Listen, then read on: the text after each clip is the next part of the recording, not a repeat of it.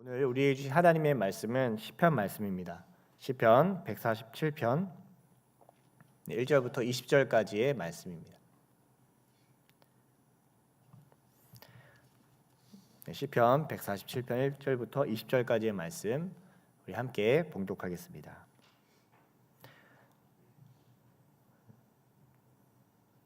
함께 봉독합니다. 시작.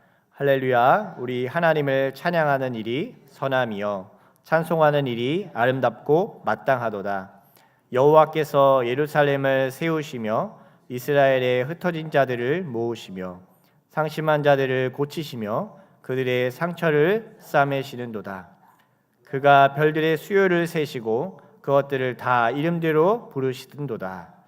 우리 주는 위대하시며 능력이 많으시며 그의 지혜가 무궁하시도다. 여호와께서 겸손한 자들은 붙드시고 악인들은 땅에 엎드려 뜨리시는도다.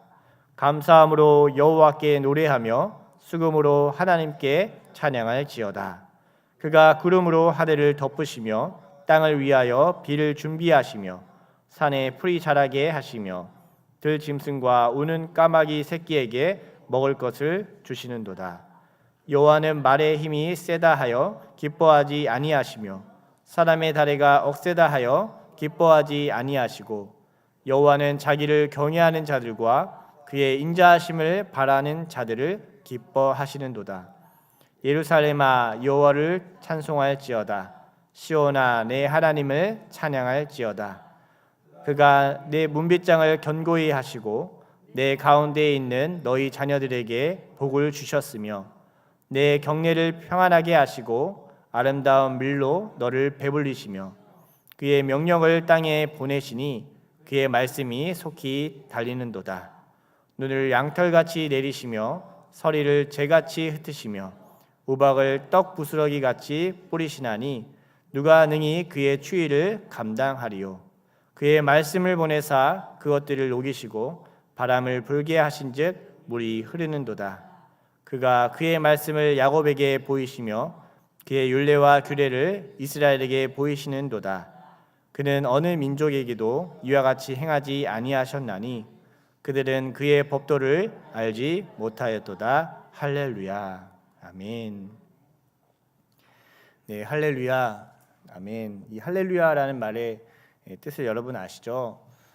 네, 할렐루가 이제 찬양하라는 이 히브리 동사고요. 야는 야훼 하나님, 여호와 하나님을 가리켜서 우리가 할렐루야 이렇게 부릅니다. 그래서 실질적으로 우리는 할렐루야 이렇게 같이 외치지만 동사랑 이렇게 명사를 이렇게 따로 떨어서 얘기하면 할렐루야 이렇게 하는 것이 실질적으로 이렇게 하나님을 찬양할 때 우리가 이 선포하는 의미를 가지고 있습니다.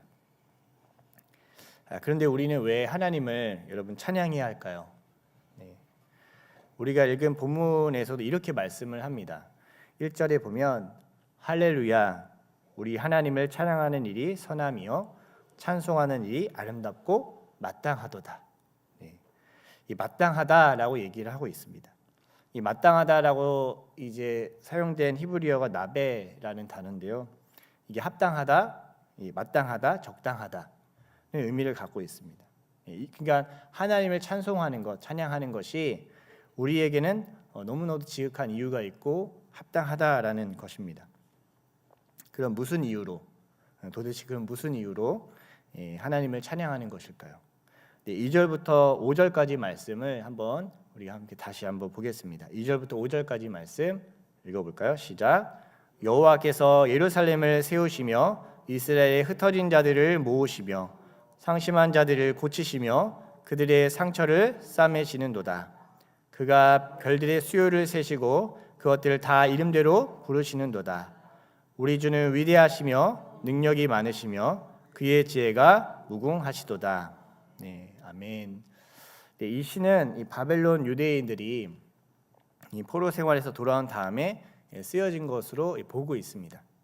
그래서 하나님은 예루살렘을 세우시고 흩어진 자를 모으시고 상심한 자를 고치시고 상처를 싸매 주셨다는 이 표현들은요. 역사적으로는 70년 만에 다시 성전이 세워지고 이스라엘 백성이 다시 고국으로 귀국한 일을 가리켜서 말하기도 합니다. 왜 우리는 여러분 근데 상심합니까? 기대했던 일이 이루어지지 않거나 하나님의 나라가 세워지는 것은커녕 완전히 이방인에 의해서 짓밟힐 때 마음이 상하는 것입니다. 나라가 완전히 무너지고 없어질 것 같을 때, 더 이상 소망이 남아있지 않는 그런 상황들이 오면은 우리의 마음이 무너질 때가 있습니다. 이제 남아있던 한 가닥의 소망이 완전히 없어질 때, 그럴 때 우리 마음이 상심하게 됩니다. 그러면 이 한 구석에서 마음이 상하다가 어느 순간 체념하게 되기도 하죠. 그 속에서는 오만 가지 생각이 우리를 사로잡게 됩니다. 하나님은 계시는 게 맞을까? 아니 나를 기억하고는 계실까? 내가 지금까지 어떻게 하나님을 믿고 따라왔는데 아무 열매도 없는 것 같은 상황을 마주할 때 그런 마음들이 들 때가 있습니다. 특히 믿었던 사람들에게 배신을 당하거나 하게 되면 이루 말할 수 없는 이 고통과 상실감이 큽니다. 이스라엘 백성은 바벨론에 의해서 예루살렘의 성전이 불타고 무너지는 걸 보면서 그냥 예루살렘만 무너진 게 아니라 이스라엘 백성의 정신과 마음도 함께 무너져 버렸을 것입니다. 사람의 마음이 무너지면 여러분 정신병이 찾아오기도 합니다. 그래서 나이가 꽤 있는데도 불구하고 정신적인 갑자기 어려움이 찾아와서 고통을 호소하는 사람들이 너무나도 많습니다. 사람이 극단적인 선택을 하는 이유도 여기에 있습니다. 이러한 상황에서 많은 사람들은 그러한 고통의 원인을 찾는 데 집중합니다. 무엇 때문에 그가 이렇게 힘든 것인가? 상사의 문제인가? 아니면 그가 가지고 있는 환경의 문제인가? 그가 가진 모든 문제와 그 자신을 어느 누구도 이해해 줄 수 없다는 이 자신의 결론에 의해서 결국에는 그는 절망하게 되고 절망 끝에 그런 극단적인 선택도 하게 되는 것입니다. 그러나 비가 내릴 때는 우산이 아니라 함께 비를 맞을 사람이 필요할지도 모릅니다. 그런데 아무도 없습니다. 아이들이 여러분 가장 필요한 그 시기 때 엄마가 곁에 없는 겁니다. 함께함을 위해서는 여러분 대가 지불이 필요합니다. 그런데 자신의 삶을 영위하는 것을 포기하지 못하기 때문에 가장 사랑하는 사람 옆에 있어줄 시간을 내지를 못할 때가 있는 것입니다. 그러나 하나님은 상심을 고치시고 상처를 싸매시는데 이 방법은 그들의 고통을 제거하는 방법으로 하시지 않습니다. 상황과 환경을 변화시키는 것도 아닙니다. 하나님이 우리의 아픔과 우리의 상처와 우리의 고통을 싸매시는 방법이 있습니다. 그것이 무엇일까요? 우리 4절 말씀을 한번 보겠습니다. 4절 말씀 한번 읽어볼까요? 시작. 그가 별들의 수요를 세시고 그것들을 다 이름대로 부르시는도다. 마음이 상하는 이유는요, 사실 이름을 부르지 않았기 때문입니다. 이름은 존재입니다. 나를 아는 한 사람, 그 고통을 함께 마주할 한 사람이면 됩니다. 그러나 상심은 나를 모르고 대하는 것, 그 사랑을 잃어버린 것입니다. 다른 아내나 남편으로 우리는 마음이 무너지지 않습니다. 다른 아내나 다른 사람들이 뭐라고 해도 마음이 물론 상할 때가 있긴 하지만 그걸로 내 마음이 완전히 무너지진 않습니다. 그러나 내가 정말 나를 사랑해야 될 사람, 정말 나를 생각해 줄 사람이 나에 대해서 알아주지 못하고 마음을 알아주지 못하고 또 내 담당 목회자인데도 불구하고 알아주지 못하고 또 내게 정말 사랑을 불러줄 자가 나를 알아주지 못할 때 우리의 마음이 무너지게 됩니다. 하나님의 치료 방법은요, 이름을 부르십니다. 우리의 이름을 부르십니다. 모세야, 삭개오야. 모세는 자신이 아마 실패했다고 생각했을 것입니다. 그는 이스라엘을 구원하기 위해서 자신의 의와 힘으로 이 일을 해보려고 왕자의 신분의 시절에 이 시도를 했었습니다. 그러나 그의 이스라엘 구출 계획은요, 그냥 한 사람을 살인한 것으로 끝나게 됩니다. 그는 광야에 40년 동안 있으면서 아마 자신은 실패했다고 생각했을지도 모릅니다. 어쩌면 그 모든 것이 자신에게 상처로 남아 있을지도 모르겠습니다. 근데 그때 하나님이 이 모세를 부르십니다. 출애굽기 3장 4절에 이렇게 말씀합니다. 여호와께서 그가 보려고 돌이켜 오는 것을 보신지라 하나님이 떨기나무 가운데서 그를 불러 이르시되 모세야 모세야 하심에 그가 이르되 내가 여기 있나이다. 모두가 근데 왕따 시켰습니다. 키도 작아서 예수님이 궁금했지만 사람들 사이에도 아이라서 뽕나무 사람들 사이에 있기 때문에 뽕나무에 올라갔습니다. 그는 부자였지만 고통스러웠습니다. 마음이 힘들었습니다. 그때 예수님이 그 많은 무리 중에 삭개오를 부르십니다. 누가복음 19장 5절에 삭개오를 부르는 예수님의 장면입니다. 한번 읽어볼까요? 시작. 예수께서 그곳에 이르사 쳐다보시고 이르시되 삭개오야 속히 내려오라 내가 오늘 내 집에 유하여야 하겠다 하시니. 하나님은 상황을 바꾸거나 문제를 막 해결시킨 것부터 하지 않으십니다. 우리를 부르십니다. 내가 너를 알고 있다라고 말씀합니다. 하나님의 치료는 이 세상의 어느 누구보다도 나를 아신다고 말씀합니다. 하나님이 찾아옵니다. 예수님의 제자였던 나다니엘도 또 사마리아인의 여인도 결국 자신을 아는 존재를 만나면서부터 그 마음이 치유되고 정말 자신이 가야 될 바를 보게 됩니다. 함께하는 존재를 진정으로 만나게 될 때 가장 깊은 고독의 순간에 그 하나님을 만나게 될 때 우리는 치유가 됩니다. 여러분 우리가 하나님을 찬송하는 이유가 여기 있습니다. 가장 내 깊은 고독의 순간에 아무도 알아주지 않을 것 같은 그 시간 속에서도요 하나님이 그 자리에 함께 하고 계시기 때문입니다. 그것이 여러분 하나님을 찬송하는 첫 번째 이유입니다. 아무도 따라올 수 없습니다. 내 사랑하는 남편, 내 사랑하는 아내도 따라올 수 없는 그 자리지만 주님이 나와 그 자리에 함께 하십니다. 그래서 우리는 하나님, 그곳에서 나의 이름을 불러주시는 하나님을 찬송하는 것입니다. 그러나 여기에만 멈추지 않습니다. 하나님의 찬송의 이유를 시인은 한 파트를 더 얘기합니다. 7절부터 9절 말씀인데요. 우리 한번 읽어볼까요? 7절부터 9절 말씀 읽어보겠습니다. 시작. 감사함으로 여호와께 노래하며 수금으로 하나님께 찬양할지어다. 그가 구름으로 하늘을 덮으시며 땅을 위하여 비를 준비하시며 산에 풀이 자라게 하시며 들 짐승과 우는 까마귀 새끼에게 먹을 것을 주시는도다. 아멘. 구름으로 덮으시고 비를 준비하시고 또 자라게 하시며 먹을 것을 주시는 분이 바로 여호와 하나님이십니다. 그러니까 보호하고 공급하시는 분입니다. 이것의 최종 목표는 무엇일까요? 하나님이 이렇게 보호하시고 우리를 위해서 이렇게 먹을 것을 주시고 하시는 이 최종 목표는요, 성장입니다. 성장. 어제보다 더 나은 하나님을 닮은 그 형상으로 우리가 빚어지기 위해서 하나님이 이렇게 하십니다. 자기 중심의 아이, 내 것만 챙겼던 그 아이가요, 나중에 함께 씨름하는 영혼을 통해서 누군가를 위하지 않은 자로 자라가게 됩니다. 하나님은 그 모든 시간을 함께 하시고 먹을 것을 육적으로 뿐만 아니라 그분의 말씀을 우리에게 공급하십니다. 그의 말씀을 먹고 순종하고 자라가면서 우리는 드디어 죄에 끌려다니는 존재가 아니라 죄를 다스릴 수 있는 하나님의 자녀의 모습으로 자라가게 됩니다. 성장하게 하시는 그래서 저는 담임 목사님께서 죽기 5분 전까지 성장할 것이다, 요즘에 그렇게 표현하시는 게 하나님의 그 보호와 그 공급하심으로 우리는 죽는 그 순간까지도 하나님을 위해 성장하고 죽기 그 1분까지도 주님을 향한 기도를 통해서 이 땅에 향한 하나님의 마음을, 하나님의 그 비전을 우리는 선포할 수 있겠다. 그것을 볼 수 있겠다. 모세는 정말 120세 그 노인이었지만 그의 눈이 쇠하지 않았고 그 가나안 땅을 보면서 하나님을 꿈꿉니다.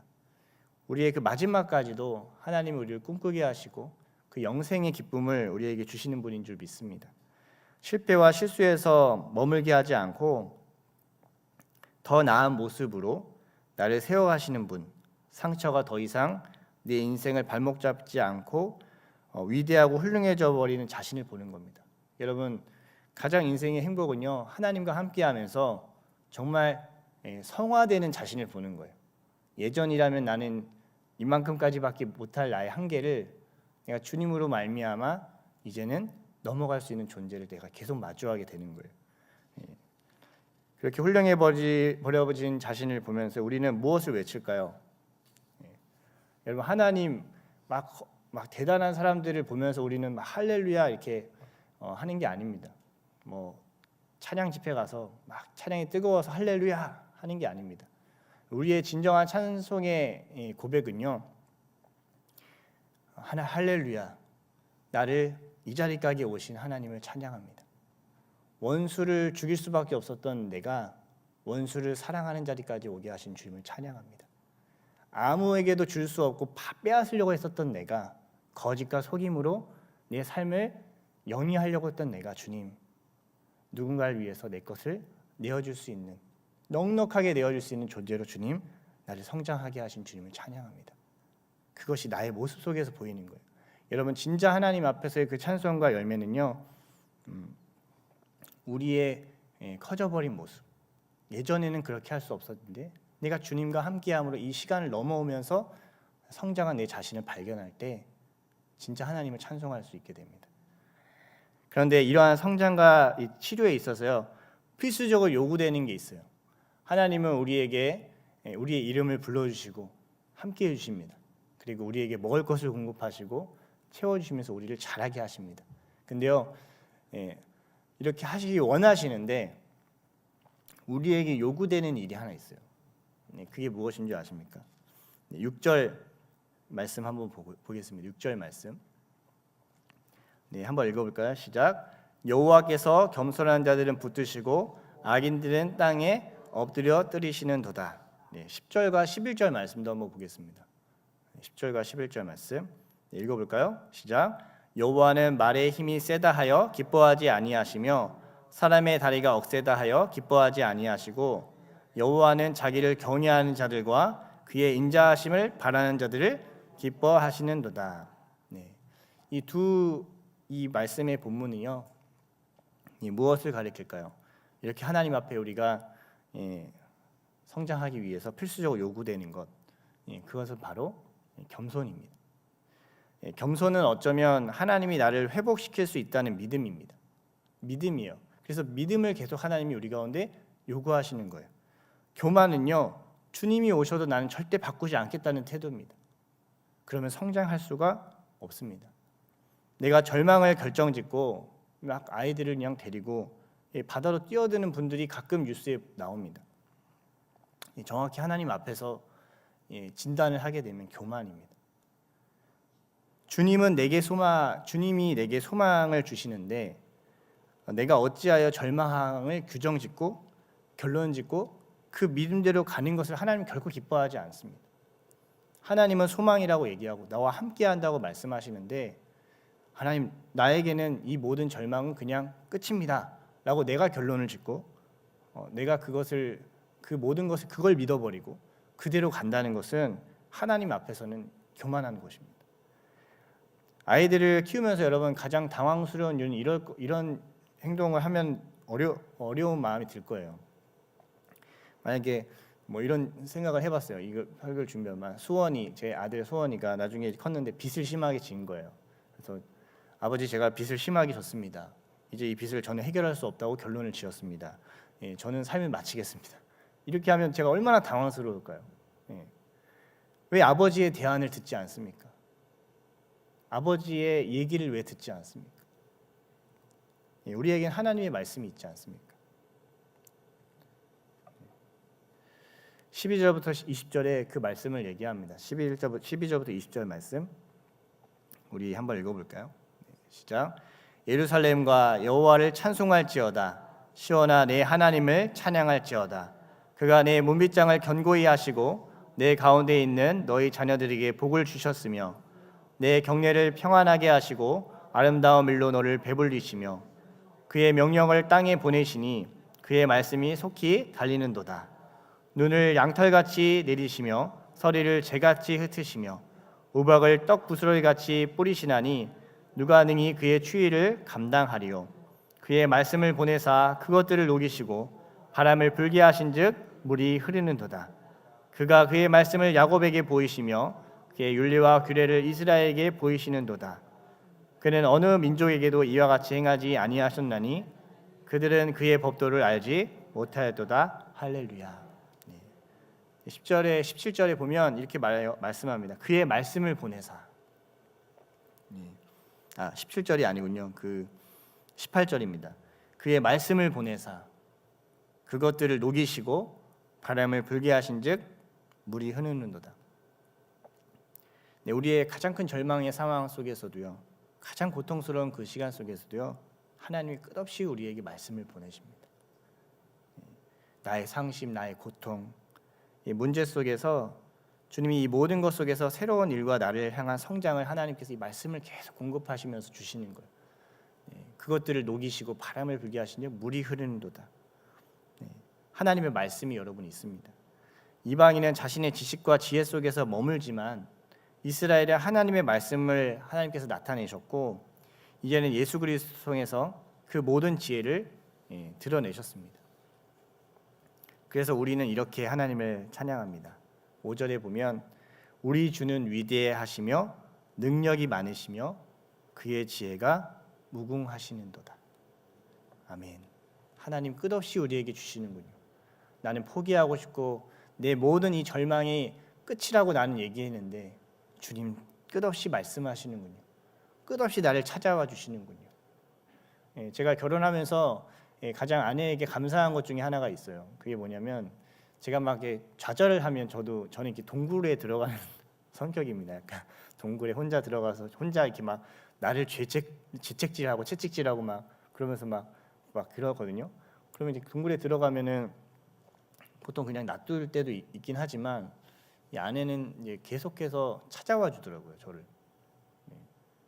그래서 이렇게 막 힘들어하고 혼자 이렇게 약간 상처받아서 피 흘리고 있으면 말하고 싶지도 않고 막 이럴 때도 있거든요. 근데 그럴 때 막 와서 찾아와 주더라고요. 근데 돌이켜 보니까요, 사랑하는 사람이요 계속 말을 하더라고요. 사랑하면 계속 찾아가더라고요. 우리는 자신 안에 갇혀 있으면 누군가를 찾아가지 않습니다. 근데 사랑을 하니까 계속 찾아오는 거예요. 하나님은요 계속 찾아옵니다. 사람을 통해서, 환경을 통해서, 말씀을 통해서 계속 두드리시는 거예요. 내가 절망 속에서 울고 있을 때도 계속 찾아옵니다. 그래서 우리는 그분을 만나게 되고 그와 함께 나는 이걸 절대 할 수 없을 것 같아요. 나는 이걸 정말 넘을 수 없을 것 같아요. 내가 너와 함께 할 것이다. 두려워 말라, 내가 너와 함께 할 것이다. 주님 한번 믿어볼게요. 그러다가 더 이상 그 문제나 그 어려움이 내 인생을 발목 잡지 않는다는 것을 하나님께서 보게 하십니다. 사람이 떡으로 사는 게 아니고 환경이 바뀌는 게 사는 게 아니라 믿음으로 산다는 것을 하나님이 보게 하십니다. 그러니 여러분 체념하지 마시고 포기하지 마시고 주님의 말씀을 여러분 들으시기를 축복합니다. 반드시 그 말씀으로 주님을 여러분 찬양하게 될 줄 믿습니다. 주님의 말씀으로 하나님을 찬양하는 이유가 여러분 무엇인지 정말 우리의 삶 가운데 마지막에 그 순간에는 하나님 날 여기까지 인도하신 주님을 찬양합니다. 주님, 아까 우리의 찬양에 쓸데없는 자, 하나님 구원하시는지 알 수 없지만 주님께서 이 모든 것을 나에게 보호해 주시고 나에게 은혜를 주신 것을 내가 확실히 압니다. 주님으로 말미암아 여기까지 왔습니다. 진짜 이 할렐루야가 그냥 많은 사람들이 할렐루야 그냥 외치니까 할렐루야가 아니라요. 여러분의 진정한 그 인생의 가사가 되시기를 축복합니다. 여러분의 이름을 부르실 줄 믿습니다. 여러분이 가장 고통 가운데 있을 때 주님이 찾아가 주셔서 주님 만나 주셔서 아무리 이제 끝났어, 이 소망이 없어, 나라도 민족도 다 어려워라고 했을 때 주님 그 끝까지 찾아가 주시고 말씀하셔서 우리에게 소망을 주시고 올 하루를 살아낼 힘을 주실 주님을 여러분 찬송하심으로 진짜 찬양이 하나님 내가 할 수 없었던 그 일을 주님과 함께 이뤄가면서 성장하면서 어느 순간 나의 모습 통해서 그 주님의 형상 그 속에 비춰진 주님의 형상을 발견하는 우리 모두가 되시기를 예수님을 축복합니다. 아멘.